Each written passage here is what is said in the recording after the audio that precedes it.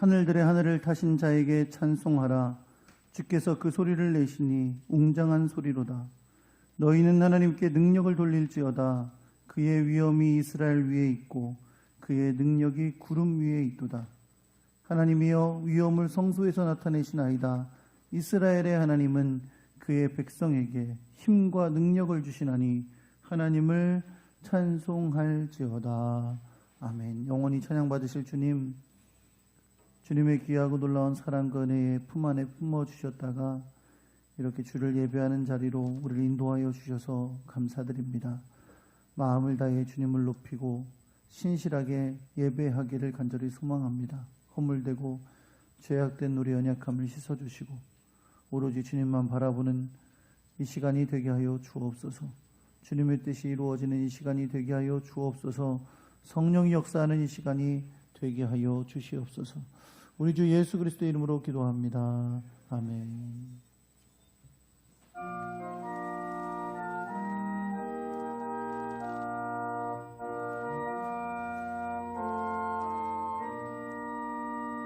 구세 주를 아는 이들 찬송하고 찬송하세.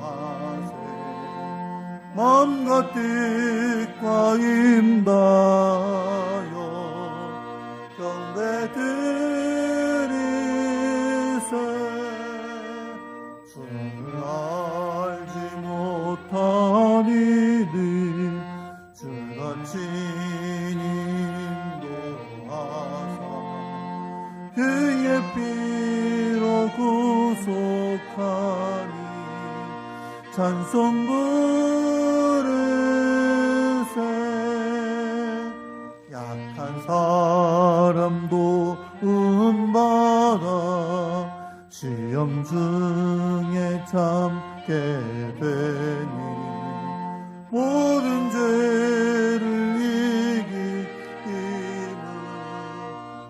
믿음뿐이라. 신이 되신 우리 주는 영원토록 변함없네. 성도들아 주를 믿어 길이 섬기세.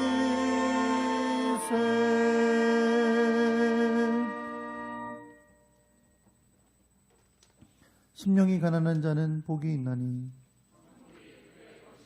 애통하는 자는 복이 있나니 온유한 자는 복이 있나니 의에 줄이고 목마른 자는 복이 있나니 긍휼히 여기는 자는 복이 있나니 마음이 청결한 자는 복이 있나니 화평하게 하는 자는 복이 있나니 의를 위하여 박해를 받은 자는 복이 있나니 나로 말미암아 너희를 욕하고 박해하고 거짓으로 너희를 거슬러 모든 악한 말을 할 때에는 너희에게 복이 있나니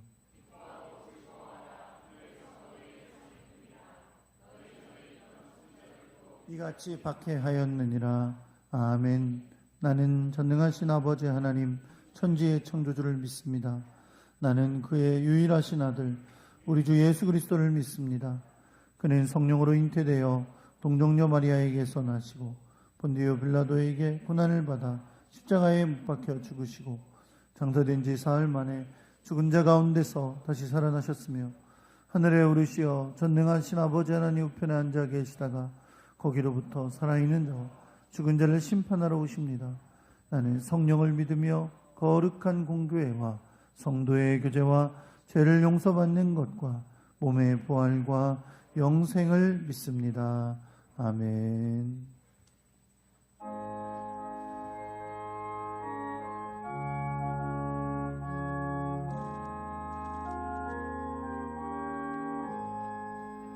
주 예수 내가 알리던 날 먼저 사랑했네. 깊으신 사랑 나타나 내 영혼 거듭났네. 주 내 맘에 늘 계시고 나 주의 안에 있어 저 포도비유 같은 참 좋은 나의 친구 내 친구 되신 예수님 날 구원하시려고 그 귀한 몸을 버리사 내 죄를 대속했네 나 주님을 늘 믿으며 그 손을 의지하고 내 몸과 마음을 바쳐서 끝까지 충성하리 내 진실하신 친구여 그는 내려주사 나랑 상복하시고 내 맘에게 없소서 그 풍성한 참 사랑은 니는 이끈을 쏘냐 날 구원하신 예수는 참 좋은 나의 친구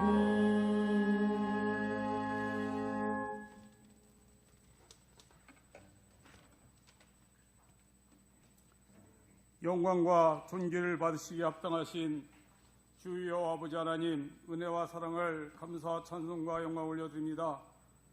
죄로 인하여 죽었던 저희들을 하나님께서 구원해 주시고 하나님의 귀한 자로 삼아주셔서 이 세상 가운데 하나님을 섬기며 많은 사람들에게 믿음 가운데 살 수 있도록 인도하심을 감사함을 드리옵나이다.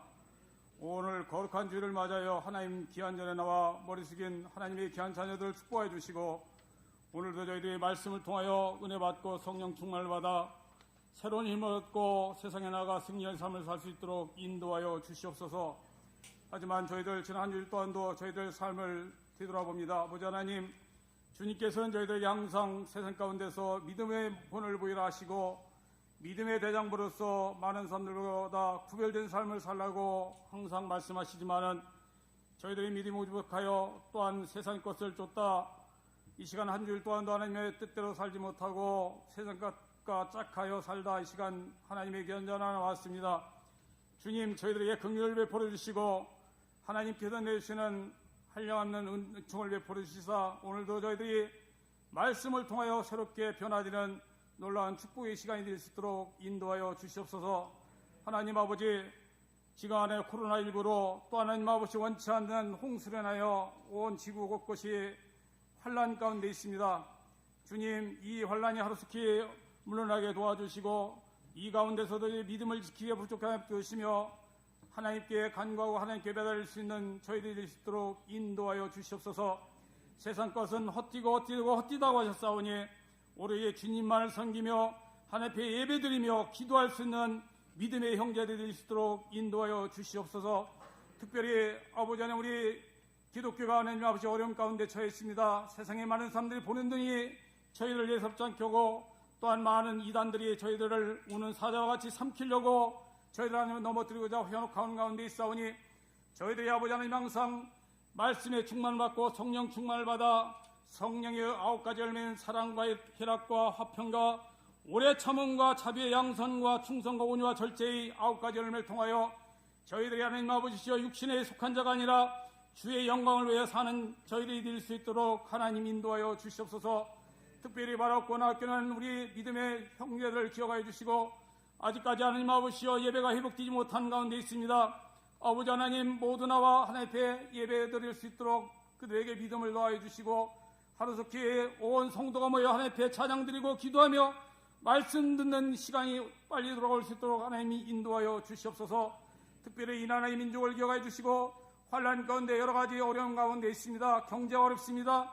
또 하나님 아버지여 정치가 혼란스럽습니다. 사회가 혼란 가운데 있습니다. 주님, 이 모든 것을 해결하시고 모든 것을 하면서 모든 것을 이루시는 하나님밖에 없다는 것을 깨닫게 도와주시고, 특히 대통령을 간 모든 위정자들이 하나님을 두려워하며 국민을 두려워하는 정치를 할 수 있도록 하나님 인도하여 주시옵소서. 특별히 아버지 하나님의 여러 가지 어려운 시기를 맞아요 병마로 고통당하는 자 치료하여 주시고, 물질의 풍성하며 물질로 고통당하는 게 풍성을 허락하여 주시며, 또한 직장 어려움, 사업의 어려움, 여러 가지 어려움 가운데 있는 우리 모든 믿음의 형제들에게 힘과 능력과 하나님 아버지여 성령 충만함으로 모든 것이 해결받는 귀한 시간으로 인도하여 주시옵소서. 이 시간 하나님의 귀한 말씀을 듣고자 합니다. 아버지 하나님께서 기회에 서시는 우리 사자 목사님을 기둥에 붙잡아 주시고, 저희들에게 하나님 성령 충만해 주시고 우리 목사님에게 성령 충만해 주셔서 오늘 이 시간 목사님의 말씀을 통하여 은혜 받지 못한 자가 한 사람도 없도록 하나님 인도하여 주시고, 그 말씀을 듣고 저희들이 새롭게 변하여 성령 충만을 받아 세상 가운데 승리의 삶을 살 수 있도록 하나님 인도하여 주시옵소서. 이 시간 하나님 옆에 머리 숙인 주의 하나님의 형제자매들을 기억하여 주시고, 모든 어느 때와 장소를 가지고 하나님을 찾는 귀한 믿음의 형제들이 될 수 있도록 인도하여 주시옵소서. 특별히 아버지 하나님 우리 교회 학교와 또 하나님 우리가 선교하는 모든 선교주에도 이 시간 동인하는 은혜로 축복하여 주시옵소서. 찬양을 통하여 영광되는 에베스의 찬양을 흠명하게 받아주시고, 저희들에게 한량없는 기쁨과 주님께서 한량없는 은총을 내려 주시옵소서. 지금은 처음 예배드리는 처음 시간입니다. 하나님 홀로 영광 받아주시고 저희들에게 한량없는 축복의 시간으로 인도하실 줄 믿사옵고, 우리를 구원하여 주시고 우리를 사랑하시는 우리 주 예수 그리스도의 이름으로 감사하며 간절히 기도 올려옵나이다. 아멘.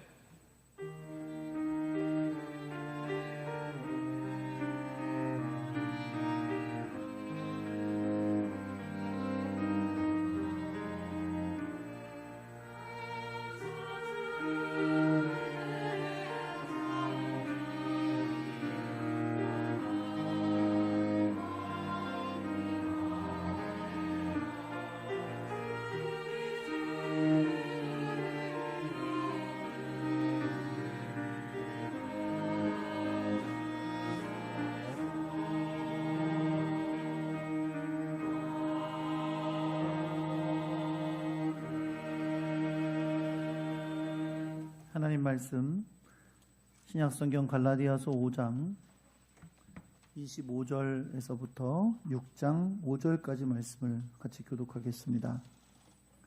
제가 가지고 있는 성경은 신약성경 309페이지에 있습니다. 갈라디아서 5장 25절에서부터 6장 5절까지 말씀을 같이 교독합니다. 5장 25절입니다. 만일 우리가 성령으로 살면 또한 성령으로 행할지니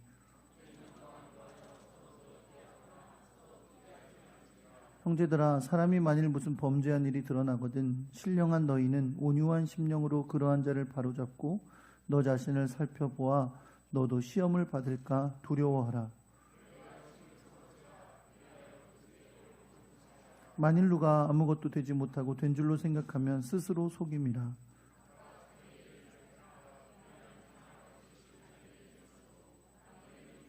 함께 있습니다. 각각 자기의 짐을 질 것이라. 아멘.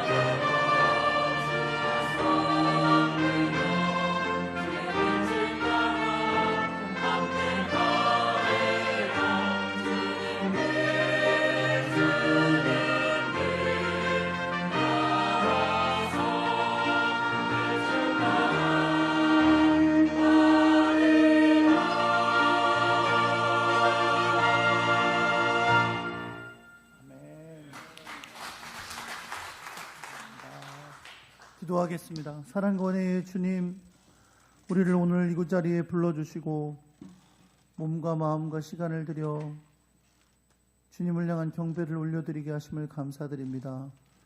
또한 우리에게 주신 물질 가운데 주님의 것을 구별하여 하나님 앞에 올려드리는 귀한 믿음도 허락하여 주셨으니 감사합니다. 주님, 그 손길들을 기억해 주시옵소서. 주님의 능력의 손으로 붙잡아 주시고 발길을 선하게 인도해 주시고 행하는 모든 것에 주님의 형통케 하시고 인도하시는 은혜가 함께하여 주옵소서. 어렵고 힘든 중에도 지혜와 용기로 승리할 수 있도록 위로해 주시고 주님의 귀한 격려로 함께하여 주시옵소서. 하늘의 평안이 저들의 삶에 언제나 넘쳐나는 은혜가 있게 하여 주시옵소서. 주님 앞에 드려진 귀한 예물 하나님의 나라와 영광을 위하여 아름답게 쓰여지도록 주님 섭리하시고 역사하여 주시옵소서. 하나님, 주의 말씀을 듣겠습니다. 겸손히 주의 뜻을 간절히 사모함으로 듣게 하시고 깨닫게 해주시고 결단하게 해주시고 주의 뜻을 따라 걸어가는 믿음의 사람 되게 하여 주옵소서. 우리 주 예수 그리스도의 이름으로 기도합니다. 아멘. 할렐루야. 옆에 계신 분들하고 인사하겠습니다. 잘 오셨습니다. 사랑합니다. 주님이 주시는 놀라운 은혜와 평강이 여러분과 함께하기를 우리 주 예수 그리스도의 이름으로 축원합니다. 네, 한번 따라해 보겠습니다. 그리스도의 법을 성취하라. 인생에 여러 번의 전환점이 있잖아요. 근데 그 중에 하나가 아마도 고등학교를 졸업하는 데일 것입니다. 물론 뭐 고등학교를 졸업한다는 의미도 있지만 고등학교를 졸업한다는 건 사실상 법적으로 성인이 된다는 걸 의미하기 때문에 그렇죠. 그래서 고등학교를 졸업하는 아이들의 입장에서 볼 때는 고등학교를 졸업하면서 이제 나는 그동안 금지되었던 뭐뭐뭐를 할 수 있다, 이런 생각을 할 수 있는 때가 된 겁니다. 뭐 이제 흔히 생각하는 게 뭐 술 담배를 생각하겠죠. 뭐 술 담배는 청소년들에겐 금지되어 있는 거니까 그렇기도 하고요. 또 우리나라는 아직도 그 많은 곳이 이제 청소년들이 갈 수 없는 곳이 있잖아요. 청소년 입장 불가, 혹은 청소년 관람 불가 이런 것들이 있으니까 이제 그런 것에도 나는 이제 자유로워졌다라고 생각하는 기간이 될 수 있을 거예요. 요즘은 초등학생들도 화장하고 중고등학생들도 화장하고 파마하고 하니까 그런 건 없지만 저희 어릴 때만 해도 이제 고등학교 졸업하면 여학생들은 이제 파마할 수 있고 화장할 수 있고 뭐 그런 때가 됐다라고들 이야기하곤 했었죠. 저도 문득 내가 고등학교를 졸업하면서 나는 뭘 새롭게 했었나 그 생각을 해봤는데 저는 뭐 새롭게 한 게 없더라고요. 졸업했어도 뭐 술을 마신 것도 아니고 파마를 한 것도 아니고 뭐 그랬으니까 별로 달라진 건 없는데, 그럼에도 불구하고 고등학교 졸업하면서부터 그래도 뭔가 훨씬 더 삶이 자유로워진 것 같은 느낌을 가졌었던 그런 기억이 있습니다. 사랑하는 성도 여러분, 우리는 예수 믿기 전에는 굉장히 큰 얽매임 가운데 있었던 존재들이었어요. 우리가 흔히 그걸 성경에서 죄와 사망의 권세라고 하는데, 우리가 죄와 사망의 권세 아래에 있으면서 마귀에게 종노릇하고 있는 상태였습니다. 그것이 예수 믿기 전의 상태예요. 예수 믿지 않는 사람들은 율법이라는 것이 있는지 없는지도 알지 못하지만, 그러나 우리의 죄의 기준은 세상적인 기준이 아니라 하나님의 말씀에 있기 때문에 그들이 율법에 대해서 알건 모르건 간에 예수 믿기 전에 우리는 율법에 비추어 보아 죄의 권세 아래 있었던 것이고, 죄로 말미암은 결과인 비참함 가운데 있었던 거예요. 그 비참함은 영원한 사망을 말하는 거죠. 그리고 더 비참한 건 뭐예요? 우리가 우리 스스로 그 죄와 사망의 권세를 벗어날 수가 없었다는 거죠. 아무리 애를 써도 그럴 수가 없는 상태였어요. 그래서 우리는 예수 믿기 전의 상태를 죄와 비참함의 상태다라고 말합니다. 네. 수요일 날 와서 하이델베르크 교리문답을 공부하신 분이나 동영상으로 보신 분이나 동영상으로 나중에 보신 분은 아실 거예요. 죄와 비참함의 상태에 있던 것이 우리의 상태였습니다. 그러나 우리를 하나님께서 긍휼히 여겨주셨고 성령을 통하여 우리에게 예수 그리스도의 십자가의 복음을 들려주시고 그 복음을 믿을 때에 우리로 하나님 나라의 백성이 되는 놀라운 은혜를 허락하여 주셨습니다. 근데 법이라는 걸로 따졌을 때 우리는 이전에는 죄와 사망의 권세라는 죄와 사망의 법에서 얽매여 살던 우리였는데 예수 믿고 구원받고 하나님의 백성이 되었다는 건 우리는 새로운 법 안에 거하게 된 거예요. 그 법이 뭐냐면 생명의 성령의 법입니다. 무슨 법이라고요? 생명의 성령의 법.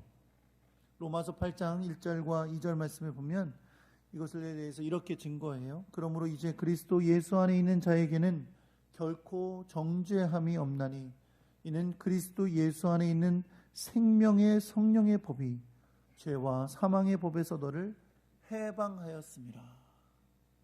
보통 이러면 아멘 하지 않나? 다시.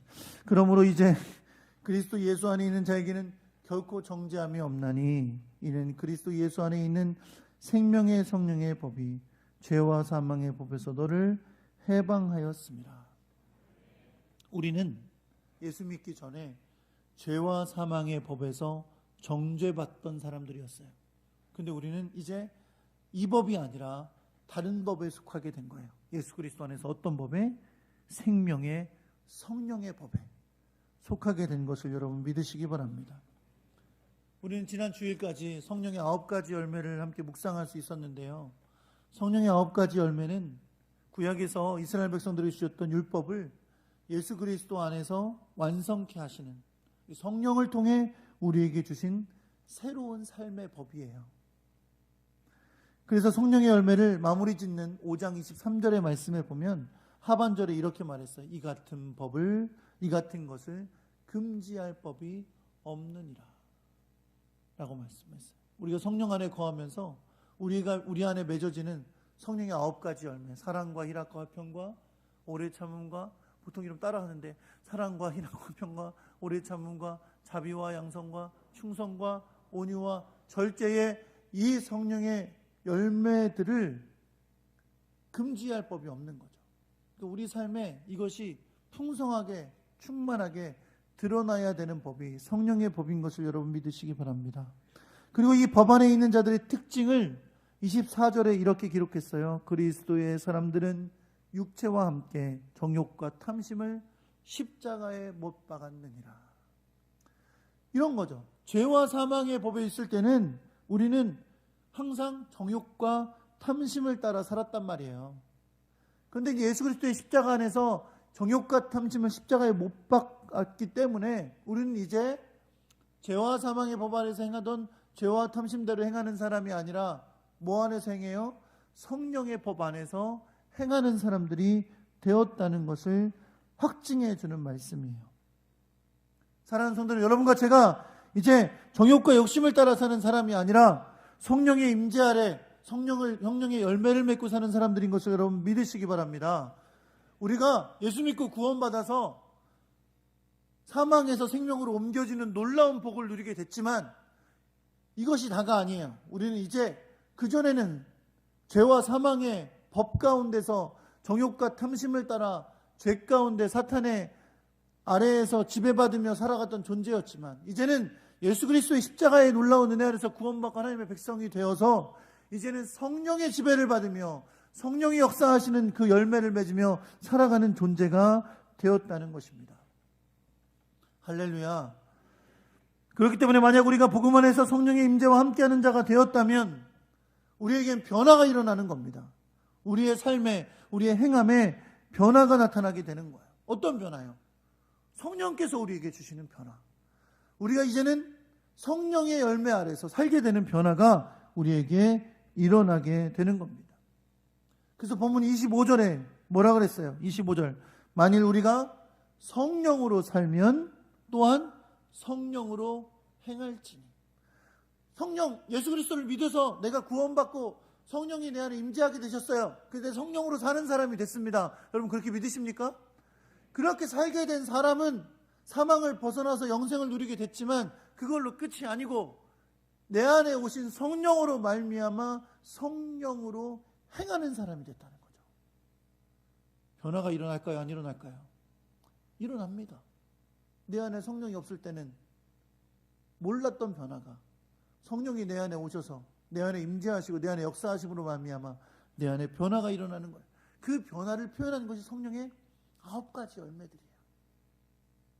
사랑과 희락과 화평과 오래 참음과 자비와 양성과 충성과 온유와 절제.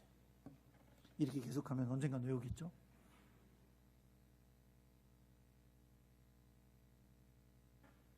오늘 여러분과 제가 함께 읽은 본문에는 이 성령의 열매를 맺으며 성령의 법을 이루어가는 주님의 백성들이 교회 안에서 여러 가지 상황을 만났을 때 어떻게 성령의 사람답게 행동할 것인가, 그것을 3가지 종류로 가르쳐 주고 있습니다. 첫째는 이런 거예요. 한번 따라해 볼게요. 헛된 영광을 구하여 서로 노엽게 하거나 서로 투기하지 말지니라. 네, 마스크 쓰고 계시는데 자꾸 말 시켜서 죄송해요. 마스크 쓰고 말하면 막 열이 나서 덥고 막 그렇죠. 답답하고. 그렇죠? 근데 또 이것도 한 번 안 하면 계속 눈 감고 있어. 가끔 한 번씩 말을 해야 그래도 이제 또 한 번 깨고 그러죠. 마스크 쓰면 졸리거든요. 그렇죠? 벌써 졸린 사람도 있네. 성가대도. 할렐루야. 네. 그럼 성가대 우리 한번 박수 한번 해주세요.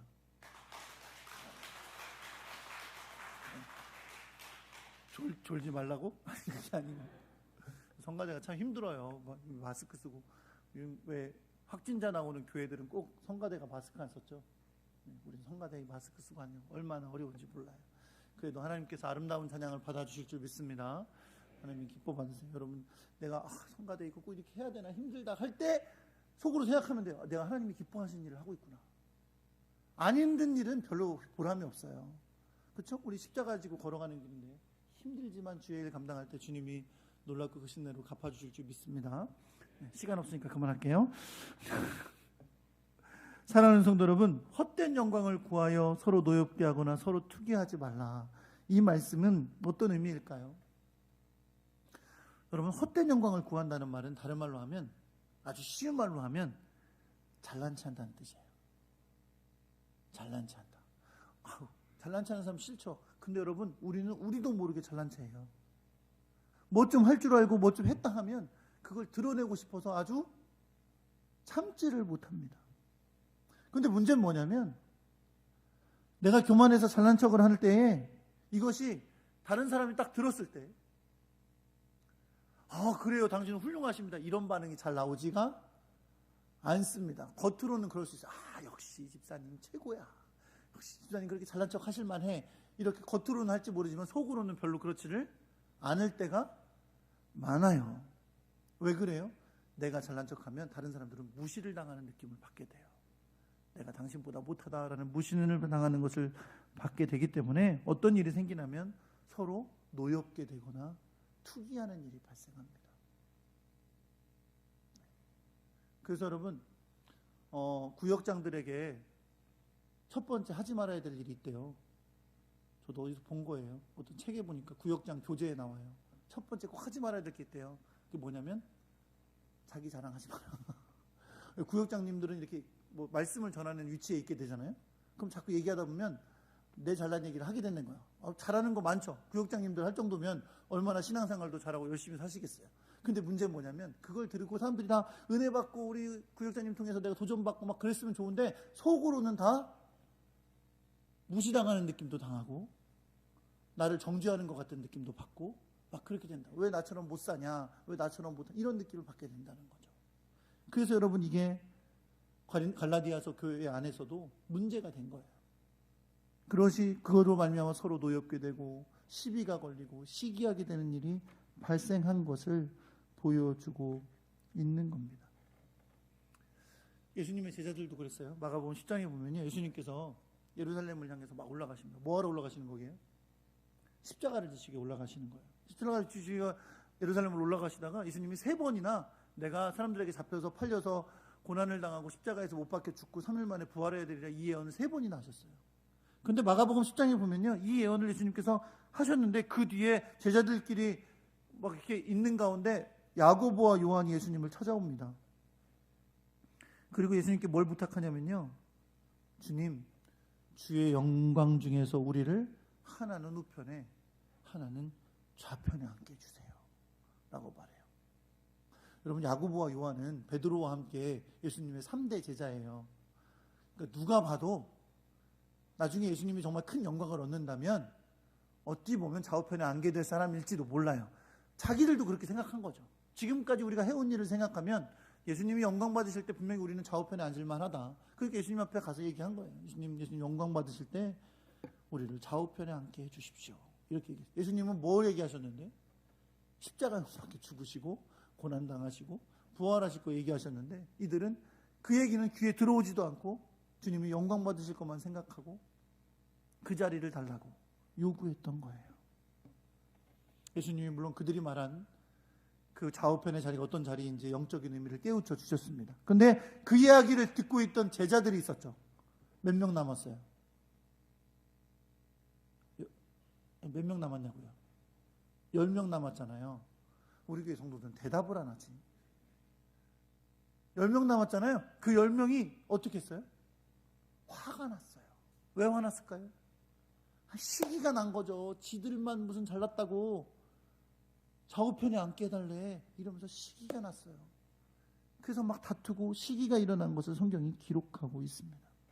누가복음 22장에도 보면요, 예수님이 고난에 대한 예언을 하신 다음에 제자들이 모여서 뭐 했는지 아세요? 서로 누가 높으냐고 다툼이 일어났어요. 예수님의 제자들도 그랬어요. 예수님의 모습을 보았던 자들도 틈만 나면 내가 높다고, 내가 더 예수님에게 인정받는다고 서로 시기하고 다투었던 것을 성경이 기록하고 있습니다. 우리가 주목할 것은 예수님께서 야고보와 요한을 비롯한 시기로 화를 낸 제자들에게 이렇게 말씀하셨다는 거예요. 마가복음 10장 44절에서 45절 말씀입니다. 너희 중에 으뜸이 되고자 하는 자는 모든 사람의 종이 되어야 하리라. 인자가 온 것은 섬김을 받으려 함이 아니라 도리어 섬기려 하고 자기 목숨을 많은 사람의 대속물로 주려 함이니라. 예수님께서 보여주신 건 이거예요. 뭐예요? 겸손과 섬김이었어요. 높아지려고 잘난 척하려고, 그래서 시기를 일으키고 다툼을 일으키는 제자들에게 너희 중에 으뜸이 되고자 하는 자는 모든 사람의 종이 되어야 하는 거다. 이게 내가 가르쳐 준 거야. 나도 너희들에게 섬김을 받으러 온 게 아니라 섬기려 온 거고, 심지어 내 목숨을 많은 사람의 대속물로 주기 위해 온 것이다 라고 가르쳐 주고 계십니다. 빌립보서 2장 3절에서도 아무 일에든지 다툼이나 허용으로 하지 말고 오직 겸손한 마음으로 각각 자기보다 남을 낮게 여겨라 라고 말씀하고 있습니다. 그렇기 때문에 여러분, 헛된 영광을 구하다가 잘난 척하다가 서로를 노엽게 하거나 서로 투기하는 모습이 교회 안에서는 사라져야 하는 겁니다.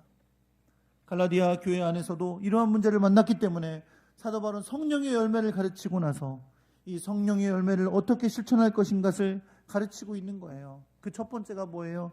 잘난 척하다가 다투거나 서로 시기하고 노여워하지 마라 라고 말씀하고 있는 거죠. 왜요? 성령의 열매를 맺는 사람은 다툼보다는 뭐 하는 사람이에요? 화평하는 사람이에요. 교만하기보다는 뭐 하는 사람이에요? 온유하고 겸손한 사람이에요. 그렇게 성령 안에서 성령의 법을 설치하는 여러분과 제가 되기를 우리 주 예수 그리스도의 이름으로 축원합니다. 두 번째, 성령의 열매는 어떠할 때도 드러나야 되냐면 교회 안에서 누군가 범죄한 일이 드러날 때도 실천돼야 돼요. 이러한 상황에서 어떻게 여러분 이 범죄한 사람을 대하는 것이 성령의 열매 맺는 사람의 모습일까요? 사도 바울은 사람을 대하는 신령한 사람들의 두 가지 중요한 원리를, 이 범죄한 사람을 대하는 중요한 원리를 6장 1절에서 가르쳐주고 있습니다. 첫째, 따라해 볼게요. 온유한 심령으로 그러한 자를 바로잡으라. 바로잡으라는 말이에요. 바로잡으라. 이 바로잡으라는 뜻은 마치 구멍 뚫린 그물을 다시 깁는 거 있죠? 그런 거를 뜻하는 의미예요. 잘못되고 찢어진 곳을 다시 싸매줘라, 그런 의미입니다. 그러니까 여기서 말하는 범죄한 사람은 사실 의도적으로 악한 일을 행한 사람이라기보다는 부지 중에 악을 행한 사람, 죄를 범하게 됐던 사람을 말하는 것인데요, 성령 안에서 그리스도의 법을 따르는 사람들은 이렇게 범죄한 사람을 대할 때 그것을 잘 잡아줘야 돼요. 고쳐줘야 돼요. 그런데 어떤 마음으로 하라고 말씀해요? 온유한 심령으로 해라. 그들을 대할 때 교만하거나 정죄하거나 미워하는 마음으로 하지 말고 겸손하고 온유한 심령으로 그를 사랑함으로 하라고 말씀하고 있습니다. 왜냐하면 그것이 죄 가운데 있던 우리를 구원하여 주신 예수 그리스도께서 보여주신 모습이기 때문에 그렇습니다. 여러분, 다른 사람의 잘못을 보면 정죄하고 싶은 게 인간의 죄악된 본성이잖아요. 그렇죠? 아이고, 저 나쁜 놈, 저 어떻게 저렇게 할 수가 있어? 그렇죠? 정죄하면 정죄로 끝나나요? 미워하게 되고, 그리고 가능하면 그를 심판하려고 하는 것이 인간의 죄악된 심령입니다. 그것이 이 세상의 원칙이고 법칙이죠. 우리의 죄를 보신 주님은 우리를 정죄하시고 우리를 심판하실 수도 있으셨어요. 그게 너무나 당연한 거예요, 공의로우신 하나님 입장에서. 그러나 오히려 우리를 사랑하셔서 자기를 비우시고 우리를 위해 낮아지셨고 십자가에서 죽기까지 복종하셨습니다. 사랑하는 성도 여러분, 주님은 우리가 이러한 주님의 마음을 본받기를 원하시는 것을 믿으시기 바랍니다. 이것이 하나님 안에서 예수 그리스도의 법을 성취하는 법입니다. 죄를 그냥 덮으라는 게 아니에요. 죄에 대해서 고치도록, 그 문제를 벗어나도록 도와줘야 합니다. 그러기 위해서는 우리가 그를 정죄하는 마음이나 미워하는 마음이나 심판하려는 마음이 먼저 있어서는 결코 그를 도와줄 수 없어요. 어떤 심정으로? 온유하고 겸손한 심정으로 그가 바로잡을 수 있도록 도와주어야 한다는 겁니다. 두 번째 우리가 범죄한 일이 드러난 사람을 고쳐주기 위해서 어떻게 해야 되느냐? 두 번째는 첫 번째 것을 위해서 사실 이게 여러분 필요한 거예요. 첫 번째, 온유한 심정으로 저를 고치는 걸 도와주기 위해서는 어떤 마음이 있어야 되냐면, 따라해 볼게요. 자기 자신을 살펴서 시험을 받을까 두려워하라. 여러분, 겸손한 사람의 특징이 뭐예요? 겸손한 사람의 특징? 겸손한 사람의 특징은요, 성경에 있는 대로 표현하자면 나보다 남을 낮게 여기는 사람이에요. 다른 사람을 존중해요. 내가 저 사람보다 잘났다라는 생각을 하지 않고 나보다 남을 낮게 여깁니다. 저 사람이 더 훌륭하지, 저 사람이 충분히 나보다 훨씬 나은 분이지, 이렇게 인정할 줄 아는 사람이에요. 그런데 이렇게 나보다 남을 낮게 여기는 사람의 특징이 있어요. 그 특징이 뭔지 아세요? 자기 자신을 살필 줄 아는 사람이에요. 하나님 앞에서 자기 자신을 살필지 모르니까 다른 사람에 대한 비판과 정죄가 나오는 거예요. 하나님 앞에 나 자신을 먼저 살피면 내가 다른 사람보다 잘났다고 말할 게 하나도 없어요. 다른 사람들을 정죄할 만한 자격이 나에게 없다는 걸 저절로 깨닫게 돼요. 그래서 오늘 본문의 말씀도 자기 자신을 살펴라 라고 말씀, 이 말은 유의하여 주의 깊게 자기 자신을 관찰해라 라는 뜻입니다. 사랑하는 성도 여러분, 온유하고 겸손한 사람은 언제나 자기 자신을 먼저 유의하여 주의 깊게 살피는 사람들입니다. 우리는 세상 속에서 그렇게나 많은 사람들을 비판하고 매섭게 정죄했던 사람들이 결국은 자기의 죄로 말미암아 넘어지는 것을 수도 없이 보고 있습니다. 다른 사람이 넘어지는 걸 볼 때 정죄하고 비판하려는 것만 바쁘지 말고 어떻게 해야 돼요? 나 자신을 살펴서 나도 혹시 시험을 당해 넘어지지 않을까? 자기 자신을 돌아보는 지혜로운 사람이 되어야 될 줄 믿습니다. 마태복음 7장 1절에서 5절 말씀에 주님은 이렇게 말씀하세요. 비판을 받지 아니하려거든 비판하지 말라. 너희가 비판하는 그 비판으로 너희가 비판을 받을 것이요 너희가 헤아리는 그 헤아림으로 너희가 헤아림을 받을 것이니라. 어찌하여 형제의 눈 속에 있는 티는 보고 내 눈 속에 있는 들보는 깨닫지 못하느냐? 보라, 내 눈 속에 들보가 있는데 어찌하여 형제에게 말하기를 나로 내 눈 속에 있는 티를 빼라 하라 하겠느냐. 외식하는 자여 먼저 내 눈 속에서 들보를 빼어라. 그 후에야 밝히 보고 형제의 눈 속에서 티를 빼리라. 다른 사람의 범죄를 보고 정죄하기에 바쁜 사람이 아니라 먼저 겸손히 자기 자신을 돌아보고 온유와 겸손으로 범죄에 빠진 자를 고칠 수 있도록 도와줄 수 있는 온유와 절제와 사랑의 열매가 있는 하나님의 사람 되기를 우리 주 예수 그리스도의 이름으로 축원합니다. 세 번째, 성령의 열매를 맺는 사람들은 이웃의 무거운 짐을 외면하지 않습니다. 2절에 언급하고 있는 말씀을 기억해 보세요. 2절에 뭐라 그랬죠? 짐을 서로 지라 라고 말씀합니다. 언어상 이것은 현재형으로 되어 있어요. 현재형이라고 되어 있다는 무슨 뜻이냐면 언제나 이것이 교회 생활에 잊지 않아야 될 가르침임을 말씀하는 거예요. 항상 교회 안에서 어떤 일이 일어나야 되냐면 서로의 짐을 서로 지어주는 일이 필요하다는 거예요. 근데 여러분, 오늘 성경을 읽으면서 혹시 어색한 말씀을 읽지 않으셨어요? 저는 성경을 준비하면서 굉장히 어색한 말씀을 5절에서 읽었어요. 2절에서는 분명히 뭐라 그랬어요? 짐을 서로 지라 그랬는데 5절에서는 뭐라 그래요? 각각 자기의 짐을 지라. 이렇게 말씀이에요. 이게 뭐야? 서로 지라더니 좀 있다가는 각각 지래요. 이게 무슨 뜻일까요? 이 두 가지 말씀은 여러분 서로 맞지 않는 부딪히는 말씀이 아닙니다.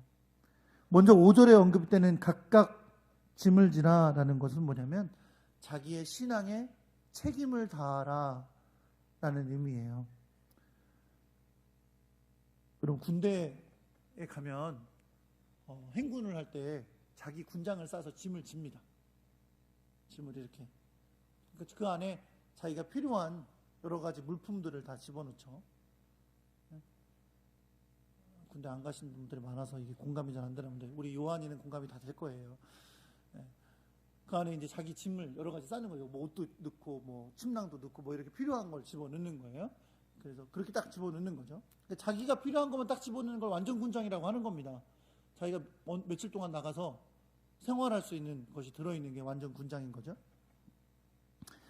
여러분, 예수 믿는 사람은 최소한 자기가 필요한 자기의 신앙에 책임 있는 무게를 지고 각자 짐을 질 수 있어야 된다는 거죠.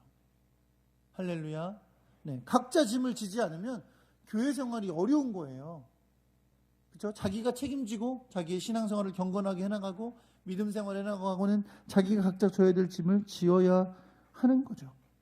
그런데 2절에 말씀하는 남의 짐을 나누어지는 거, 각각 자기의 짐을 지지만 동시에 뭐 하는 거? 짐을 서로 지라고 하시는 말씀은 우리의 신앙의 이 짐 가운데 여러분, 내가 혼자 감당할 수 없는 무게의 짐이 생기게 될 수 있다는 거죠. 그럴 때는 어떻게 해야 돼요? 짐을 서로 져주는 그런 역할을 교회가 함께 해야 된다는 겁니다. 특별히 앞에 언급됐던 범죄에 빠진 사람들은 삶의 짐에 무게가 생기게 마련이죠. 자기가 감당하지 못할 무게로 어렵고 힘든 고통과 슬픔의 짐을 만나게 되어 있습니다. 성령의 법 안에 사는 사람들은 물론 각자 자기의 짐을 지지만 다른 형제가 어려움을 당했을 때에 그 짐을 나누어 지어줄 줄 아는 사람들이라는 거예요. 앞에 군장 싸는 얘기가 나와서 연결해서 말하면 이래요, 여러분. 요즘이야 안 그렇겠죠. 요한이한테 이따 물어봐야 알겠지만 이제 아까 얘기한 것처럼 각자 자기 짐을 진단 말이에요. 그렇죠? 근데 훈련을 나갈 때는요, 이 각자 자기 짐만 필요한 게 아니에요. 공동으로 써야 될 짐이 필요하거든요. 같이 텐트도 쳐야 되고 공동으로 쓸 짐들이 있어요. 소대 안에 공동으로 쓸 짐들이 많거든요. 그러면 훈련을 나갈 때 자기 짐만 지고 나가면 안 됩니다. 근데 저 군대 생활할 때만 해도 병장은 지 것만 갖고 갔어요. 상병 정도만 해도 지 것만 갖고 갑니다. 그러면 공동짐은 다 누가 넣어요? 2등병, 1병이 넣는 거죠. 1병까지 주면 그나마 착한 거야. 2등병이 많으면 2등병한테 다 우리가 흔히 얘기하는 때려 넣습니다.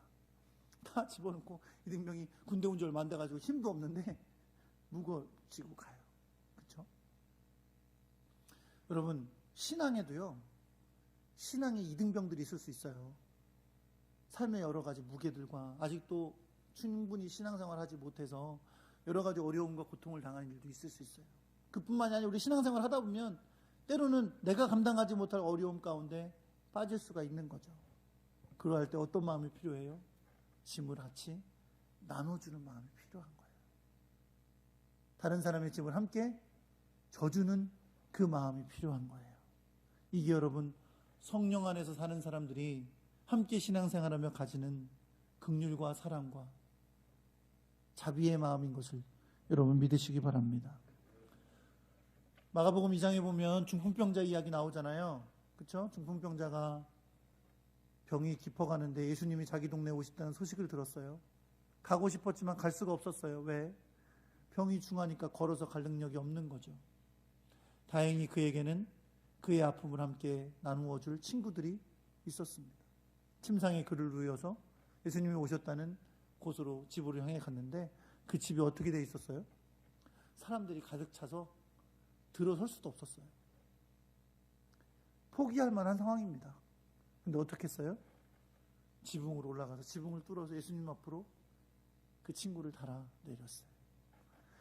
사랑하는 성도 여러분, 예수님께서 뭐라고 말씀하세요? 그들의 믿음을 보셨다. 그의 믿음이 아니라 그들의 믿음을 보셨다 말씀했어요. 남의 짐을 대신 같이 주어준 그들의 믿음을 보시고 중풍병자를 고쳐주신 것을 여러분 믿으시기 바랍니다. 우리에게 이런 믿음이 필요해요. 성령의 열매를 맺은 사람들은 자기 자신의 짐만 지는 걸로 끝나는 게 아니라 다른 사람의 짐을 함께 져줄 줄 아는 사랑과 자비의 사람들입니다. 그런 성령의 열매가 우리에게 있기를 예수 그리스도의 이름으로 축원합니다. 그리스도의 법은 성령의 열매를 나타내는 법이에요. 우리가 예수 그리스도 안에 성령에 속하게 된 사람들이 되었기 때문에 우리는 성령의 열매를 통해서 그리스도의 법을 성취하는 사람들이 되어야 될 줄 믿습니다. 우리가 이전에는 헛된 영광을 위하여 서로 노엽게 하던 사람들이었다면 온유와 겸손으로 서로 사랑하며 섬기는 사람이 되어야 합니다. 우리가 범죄한 자를 보면 정죄하고 미워하고 심판하던 사람이었다면 이제는 온유한 심정으로 잘못을 고치기를 도와주며 자기 자신을 겸손히 살피는 자가 되어야 합니다. 만약 내 자신의 유익을 살피느라 다른 사람들의 어려운 짐을 함께 져주지 못했던 이기적인 사람이었다면 우린 이제 내 자신의 짐을 질 뿐 아니라 다른 도움이 필요한 사람의 짐을 함께 져주는 사랑과 자비의 사람들이 되어야 할 줄 믿습니다. 이것이 우리가 성령의 열매를 맺으며 그리스도의 법을 성취하는 길입니다. 여러분과 저에게 이러한 놀라운 성령의 열매가 나타나서 그리스도의 법을 성취하는 역사가 있기를 우리 주 예수 그리스도의 이름으로 축원합니다. 기도하겠습니다. 우리 한번 통성으로 기도할게요. 하나님, 내 안에 주의 성령의 열매를 충만케 하셔서 내 삶에 그리스도의 법이 성취되는 놀라운 역사가 나타나게 하여 주옵소서. 우리 주님 앞에 통성으로 잠시 기도하겠습니다. 하나님 아버지, 우리를 붙드셔서 주의 성령으로 충만하게 하시고 그래서 내 안에 주의 성령의 법이 아름답게 성취되고 열매가 맺어져 그리스도의 놀라운 법이 성취된 역사가 나타나게 하여 주시옵소서. 주여, 우리의 삶에 주의 성령의 감동과 역사와 도우신 은혜가 있기를 간절히 소망합니다. 아버지 하나님, 내 삶의 생각과 마음이 주의 성령의 열매를 맺기를 소망합니다. 붙잡아 주시고 주님의 뜻을 이루며 주 앞에 영광 예배를 낼 수 있도록 주님의 놀라 크신 사랑의 은혜로 역사하시고 함께하여 주시옵소서. 자리에 일어나셔서 415장 찬양 드리겠습니다.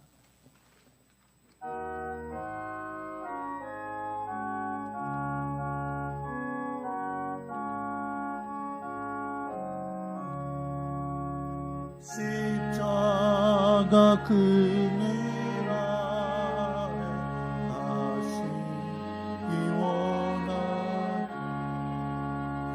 저 햇빛이 뜨겁고 또 짐이 무거워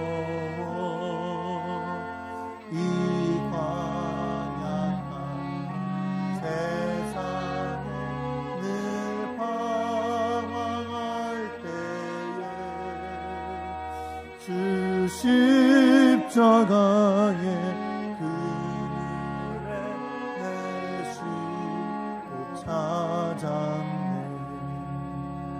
내 눈을 밝히 떠서 저 십자가 볼 때 날 위해 고난 당하신 주 예수 보인다. 그 형상 내 맘에 큰 찔림 받아서 그 사랑 감당 못하여 눈물만 흘리네. 십자가 그늘에서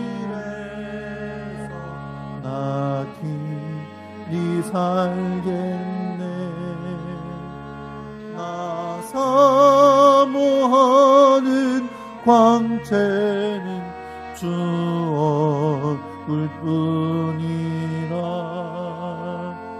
이 세상 나를 버려도 나 두려움 없네.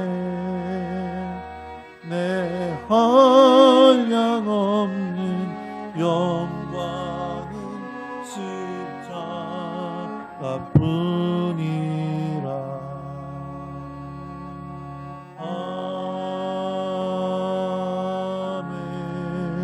아멘. 여호와는 내게 복을 주시고 너를 지키시기를 원하며 여호와는 그의 얼굴을 내게 비추사 은혜 베푸시기를 원하며 여호와는 그 얼굴을 내게로 향하여 드사 평강 주시기를 원하노라. 이제는 우리 주 예수 그리스도의 은혜와 하나님 아버지의 크고 놀라우신 사랑과 성령님의 감화 감동 교통 충만하심이 주 앞에 나와 예배하고 돌아가는 주의 백성들 머리 위에 지금부터 영원토록 함께 있을지어다. 아멘.